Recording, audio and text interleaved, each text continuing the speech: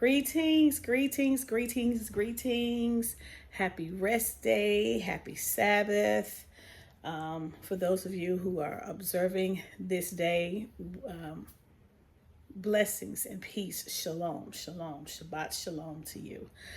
Today, I wanted to come on because this morning, when I woke up, and this video is inspired from a dream I had. But let me just pause. Welcome to our YouTube channel. This is Jordan's Gonna Go. I am Stacy. Please like, share, and subscribe. Thank you to our new subscribers. We certainly can't do this without you. A little bit about our channel. We don't just talk about Ghana. We share our travel experiences, things that I like. So we created a space for our followers to get to know us in some form or fashion, our personalities, our likes, and things that we do as we make our journey to Ghana. So in between time, we kind of get to know each other and kind of cultivate and nurture and build some relationships before we actually set foot on Ghana, and that may be through this vehicle of the YouTube channel. So welcome, and again, thank you.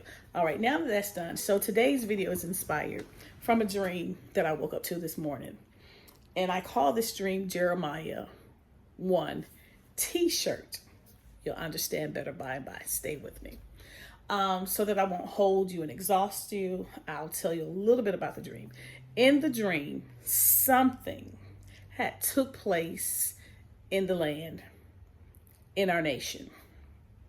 And when I say our nation, I am here in the West, so it had to be where I was.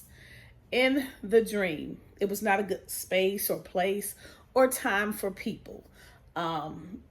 It was at a space where whatever the event that occurred or that happened, the shock of it was done and over with. The devastation, the tragedy, the what could it have been? Because I'm not sure what exactly took place. Whatever it was already done, and people had gone past that phase. It was at the phase of now what? You can see the hopeless and built in with some hope. The hope came because in the dream, there were planes that were being sent. And these were, in the dream at the time, we understood that these were large planes, and those who could and would could get on the plane and they would be taken away. Where away was, I have no idea, but it was better than what was happening in the present time in the land. So away, somewhere better. It was better than what was happening and going on with desolation, hopeless, not knowing what to do next, how to move next. It was just best to be out and away. So these planes were coming, and people were gathered and assembled with families and whoever decided they were going to go. You didn't have a whole lot of luggage. Some may had a carry-on type suitcase. Some had just the attire they had on, and maybe something they can throw across their arm or on their shoulder.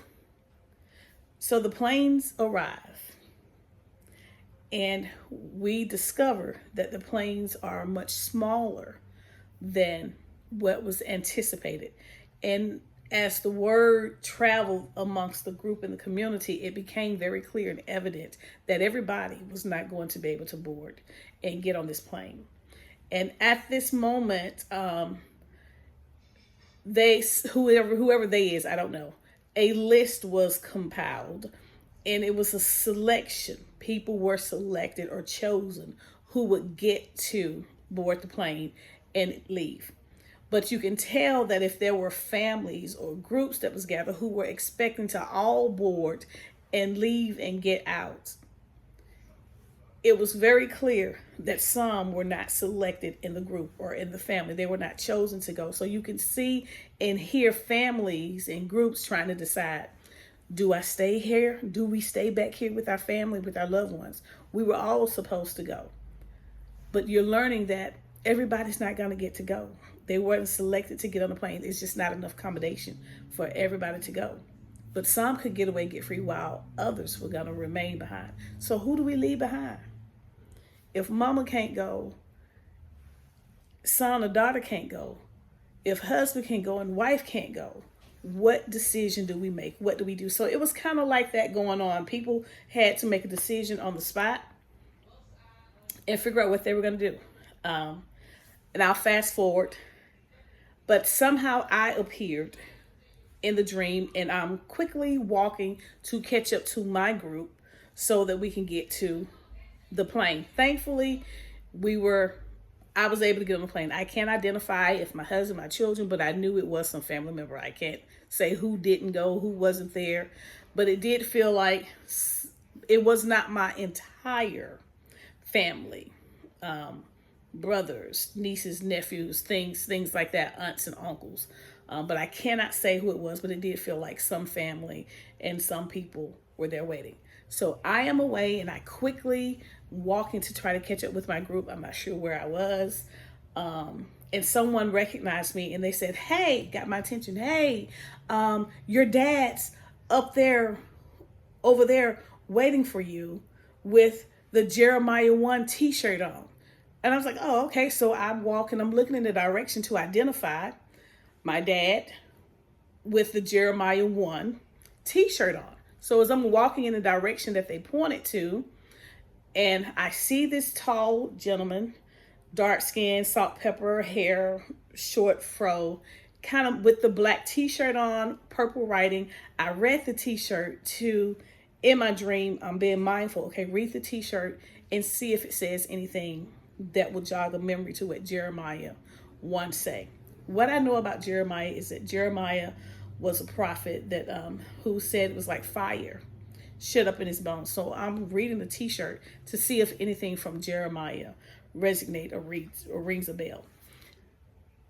But as I come out the dream, I do not remember what was on the t-shirt, but I do know the t-shirt was black and it was purple, and the man is gesturing me, signaling me to come that way. So I went in that direction, and I wake up. So I wake up to read and to listen to on audio Jeremiah 1. I listened to it 3 times, and I get my Bible here. So, and I've read Jeremiah, but of all, it's the one in the book I'm like, gosh, I really do have this marked and just highlighted, trying to read and hear what the prophet Jeremiah had to say. So, but specifically Jeremiah 1. And what I want us to do is for you to just listen or grab your Bible and read along with me as we read Yirmiyahu, the book of Yirmiyahu, chapter 1. Okay, and I'm reading from the scriptures. Okay, so you gotta take my glasses off so I can see. So if you have your Bible, I'll pause and wait a few seconds for you to grab yours, or to sit quietly. Maybe close your eyes and listen, or grab a pen or paper and jot down what speaks into your heart, what you receive and what you hear. All right, so Yirmiyahu. Give a couple of seconds. 5, 4, 3, 2, 1. Or simply pause the video at this time and come back. All right. Welcome back. Yirmiyahu 1. The words of Yirmiyahu, the son of Hilkiyahu, of the priests who were in Anathoth in the land of Benjamin, to whom the word of Yahweh came in the days of Yoshiyahu, son of Ammon, sovereign of Yehudah, in the 13th year of his reign.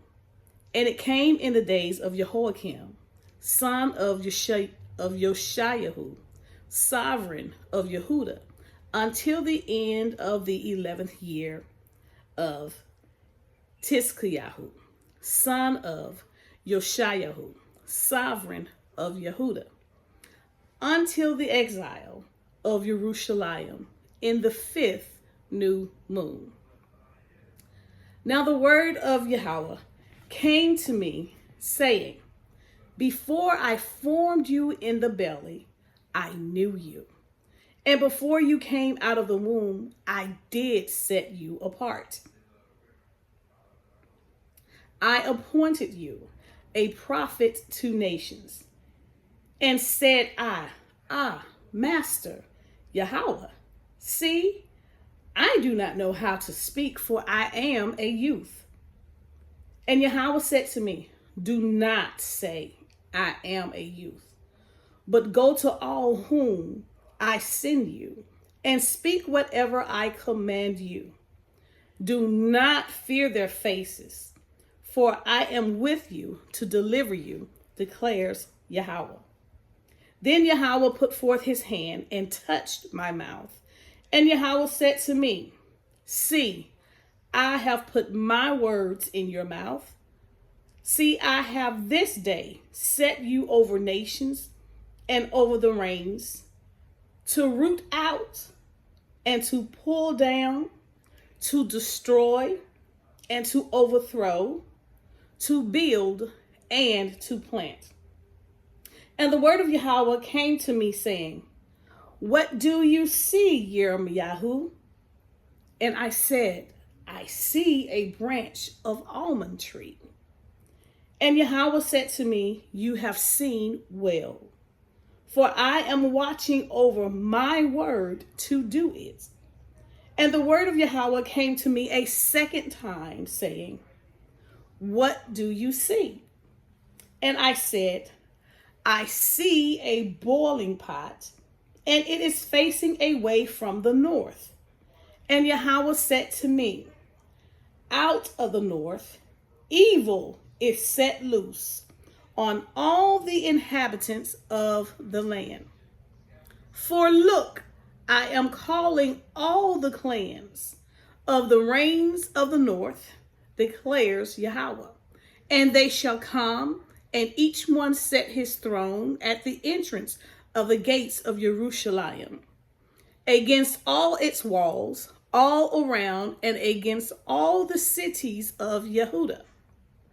And I shall pronounce my judgments against them concerning all their evil, because they have forsaken me, burned incense to other mighty ones, and bowed themselves to the works of their own hands.